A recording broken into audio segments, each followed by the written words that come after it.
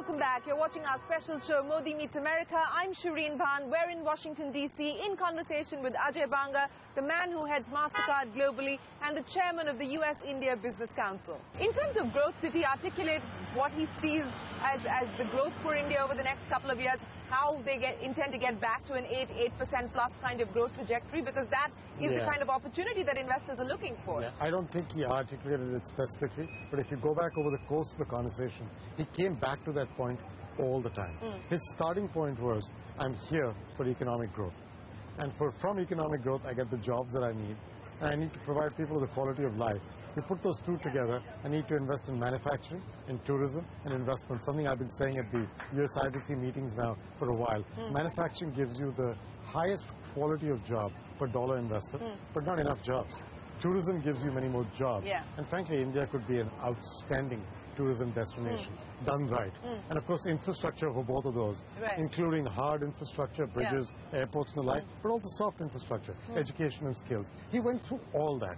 And he went through it in a very articulated form, where I actually I came back with the impression that he actually has his mind very focused, very set on how he wants to get this done. Now the issue is delivery and execution. Now, his past in Gujarat has high credibility.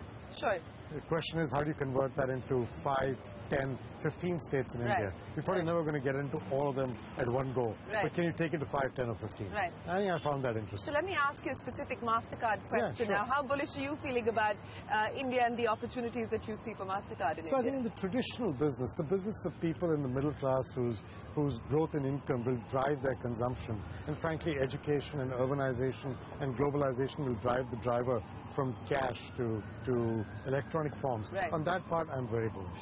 I think there's a long runway ahead. On the financial inclusion part, I'm actually very intrigued because MasterCard has been doing now some really interesting work on financial inclusion in Nigeria and Mexico, in South Africa. We're doing Nigeria's complete government ID scheme is on our biometric cards. We don't do the ID, the government does. It's on our card. At the other end is a social security card. We're doing things in Mexico, similar things in South Africa. My learning. Are you going to work with them on the Jan-Dhan Yojana? Absolutely. My learning is interesting. It's inadequate to just issue a card. You've got to make people use it. So in China, for example, 2/3 of the population has a bank account, but half of that 2/3 never uses it.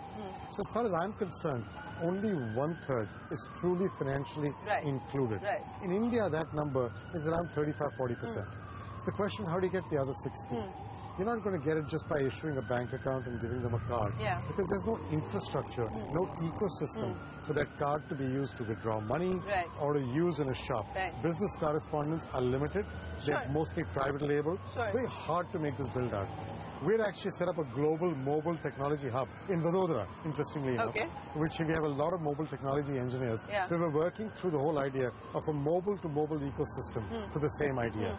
That is what I'd like to work with the government on, because I think it could be transformative for what India would need to do if it really wants to take financial inclusion to the level of regular use of your account. And the Reserve Bank has now allowed all of this, so do you believe that sets the groundwork for the sort of stuff that you're talking about? So I think the Reserve Bank actually has got a very forward-looking policy. Among all the central banks in the world these days, there are very few that have a challenge of the type in terms of size and scope, but are so focused on getting this done right. And I'm actually quite impressed with the way they're looking at their chance to do this. I think the framework's in place.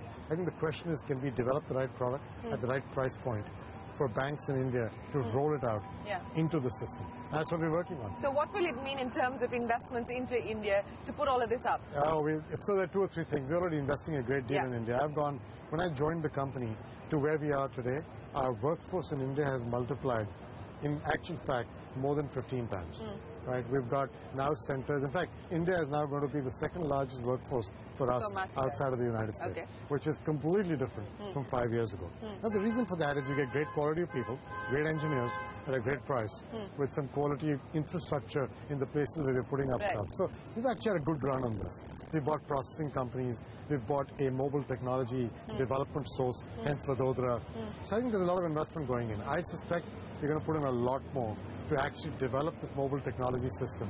Now, it's not just for India, it's our global hub. Right. So if I can develop it in India and use it for India, there's no reason why I can't use it elsewhere. Just like I did the biometric stuff originally for India for the UID. Right. And now I'm using it in South Africa. Are you relieved that they haven't junked the UID? No, actually, I think the UID is really interesting because you've got so many people's IDs. So for me, one of the issues in financial inclusion is how do you certify that I am Ajay Banga of this residence with this photograph and this fingerprint? Somebody's got to do that. Individual private companies cannot do that. And if they can't do that, they run the risk of going afoul of KYC and anti-money laundering laws for all the right reasons. If a government does it, you create enormous stability in the opportunity. That's what Nigeria is doing. That's what South Africa has done. That's what Mexico is doing. That's what India's UID effectively does. So I'm actually glad that it's there and it's operating. Now, its exact form may change and adapt. I'm fine with that. But the basics are built. You know, there's a lot of exciting stuff happening in the startup universe as far as mobile technology and so on and so forth. Would inorganic opportunities be anything that you would look at, or, you know? Absolutely. In fact, this processing company we bought, as well as our mobile technology hub, are all inorganic. I bought them because India had developed work on them. And actually going about trying to hire 350 qualified engineers for mobile technology is taking years. So acqui-hire. Oh, absolutely. Acqui-hire. That's a great word. I got to use that in the company. So that's great. So where do you, given the kind of investments that you're making, given the potential that the economy has, what kind of growth rates do you envisage for the business in India? So we've been growing double digits in revenues, and we continue to believe that that's eminently possible for the next decade. Just given that India is still a very large cash economy. So to give you a number, 85% of the world's retail transactions are still in cash. That number in the United States is 50%. That number in India is 99%. So there's an enormous opportunity to move this in the right direction. And I think with the right will, both in terms of the growth of population, middle class, spending, urbanization, but also government policy. One of the reasons why cash survives in many economies as a preponderance is frankly tax evasion. And I think India has clearly got a goal to expand its direct tax base, because that's one of the best ways to get good revenue to the system. And I think that will actually help in companies like ours as we look to grow electronic payments. So I'm very hopeful, I'm very optimistic. How are you looking at the whole e-commerce story and the way that it's playing out in India? It's exciting right now just because it's at the early stages. Now e-commerce, by the way, even in the US, after so many years, is only 8% of retail transactions.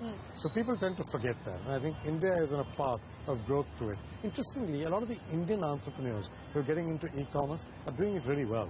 Now I do believe that if you were to open up e-commerce, you would bring in a lot of capital that would come into focus on supply chains, on logistics. If anything, it'll help the agricultural sector, it'll help small sector manufacturing. That I believe in. So I believe there's an opportunity there.